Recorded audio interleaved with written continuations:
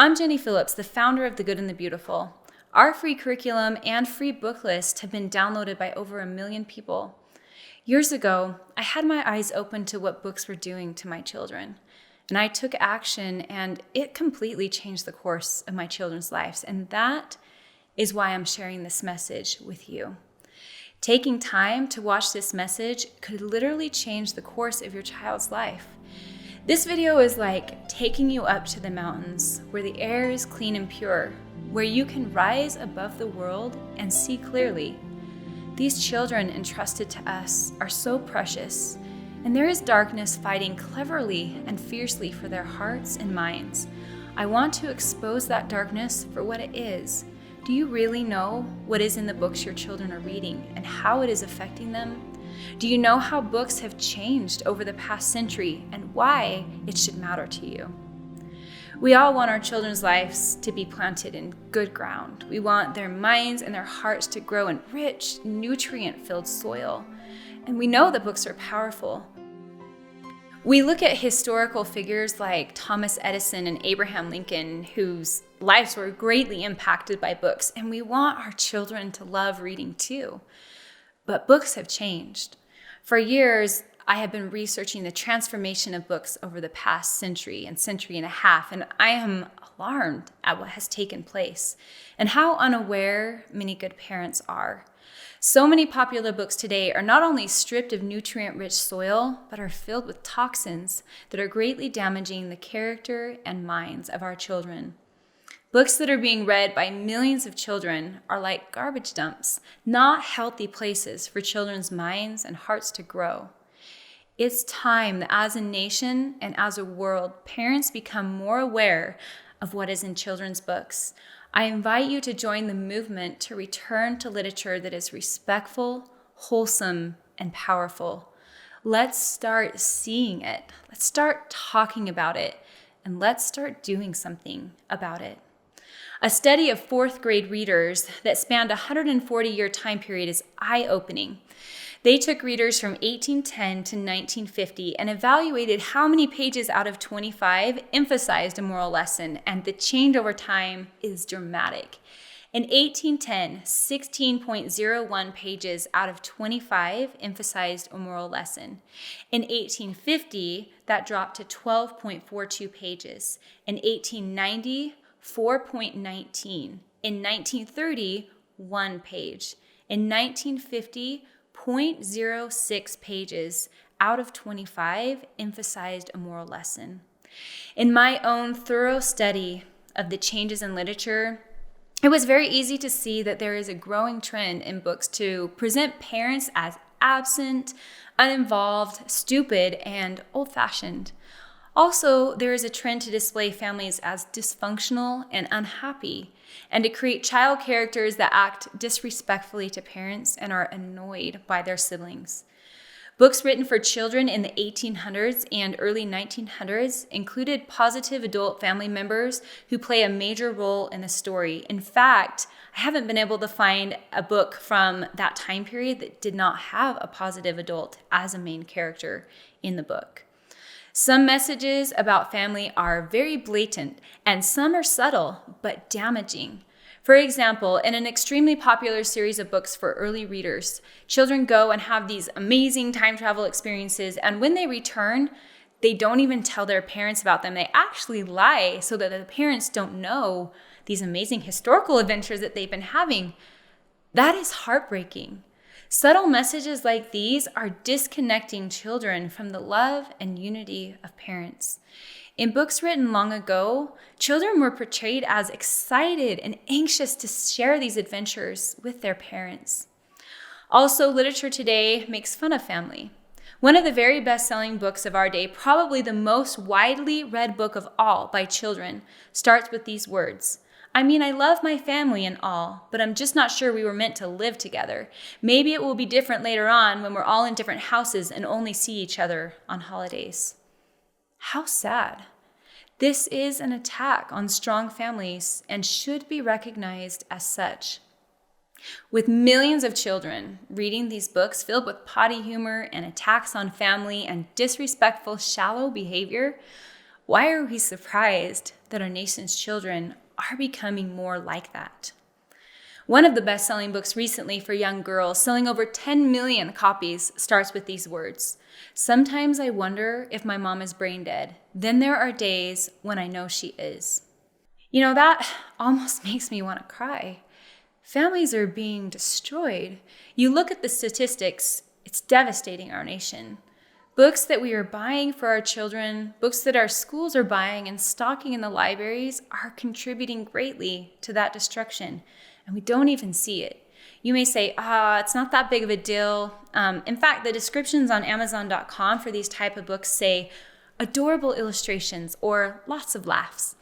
Parents say, I'm just so glad my child loves reading anything. It's just junk food. A little is okay. It's not a big deal.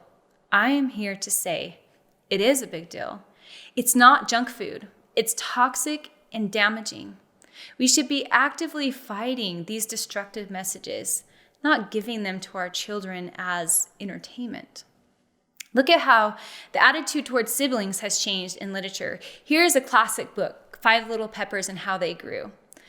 For this, brother and sister were everything to each other and stood loyally together through thick and thin. Here's a children's book from the New York Times best-selling list today. That's Georgia, my super nosy, super obnoxious, super brat sister. Now, compare the popular book that I spoke about earlier that starts with the girl wondering if her mom was brain dead or not, to these sentences from the beginning of the classic book, The Railway Children. Mother was almost always there, ready to play with the children and read to them and help them to do their home lessons. Besides this, she used to write stories for them while they were at school and read them aloud after tea. And she always made up funny pieces of poetry for their birthdays and for other great occasions, such as the christening of the new kittens or the refurnishing of the doll's house or the time when they were getting over the mumps. Can you believe the difference? It's not just family that is being attacked, but high moral character. Our world is flooded today with books that make fun of teachers and principals and learning and noble character. We give our children books filled with examples of low moral character, and then we turn around and punish them and try to teach them so hard not to have the kind of behavior that's being modeled in the books they're reading. As parents, we should also be aware that many books for children today have very graphic, profane, shocking, violent, and immoral content. One quick example is a current New York Times best-selling book touted as a must-read for all teenagers. It has good messages, yes, but they are entwined with the F word 34 times, the SH word 25 times, along with a lot of other profanity and very crude humor that made me personally sick when I started reviewing that book. Many children's books contain messages about gender identity or immoral behaviors that plant ideas in children's minds in powerful ways.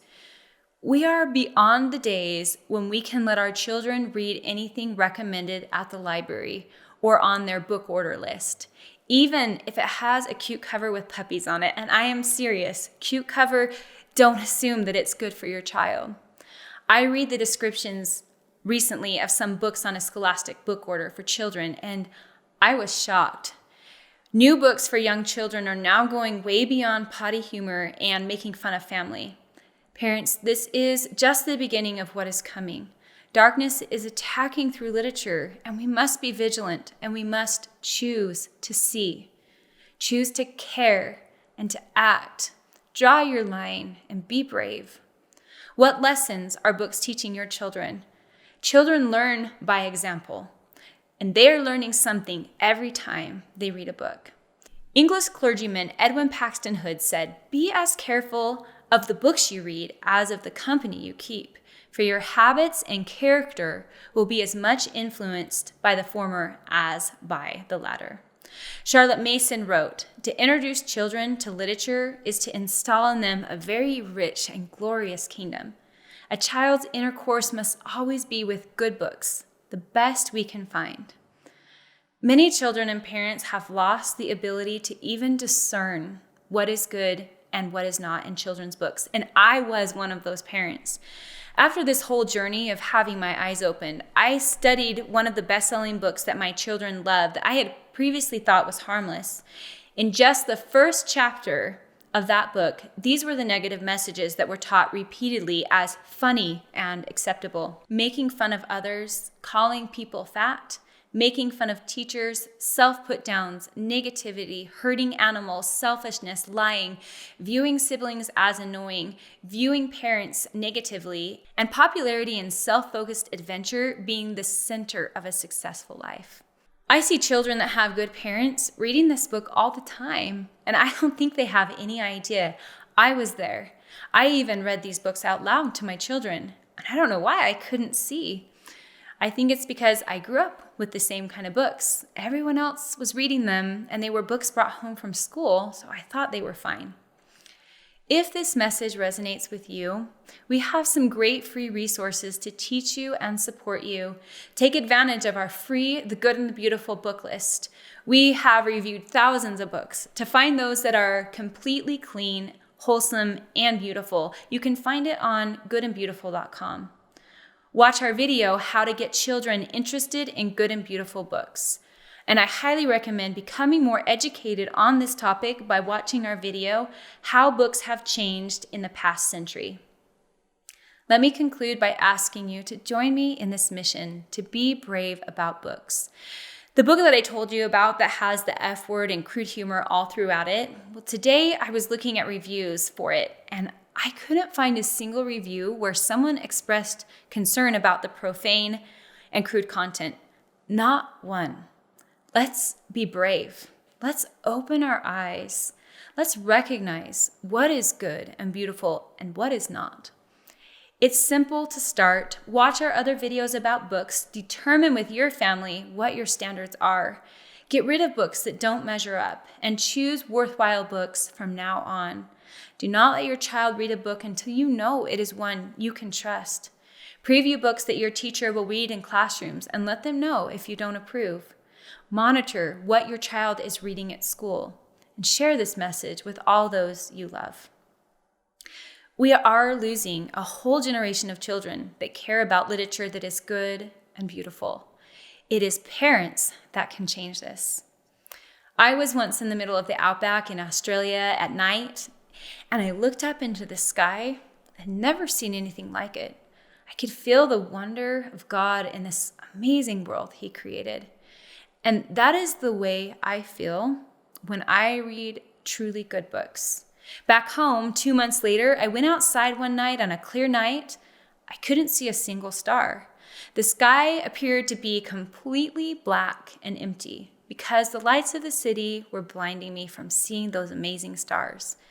Too many books today are dark and stripped of all that is good and beautiful. Don't set your children under a dark and empty sky.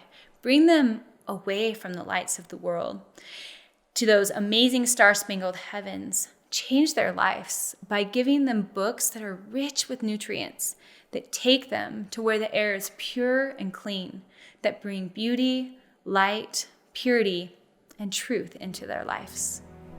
In a world that is dark, I want to lead you to light.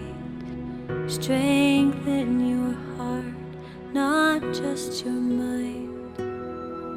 In the adventures we take, in the books that we read, we are filling our minds with beautiful things.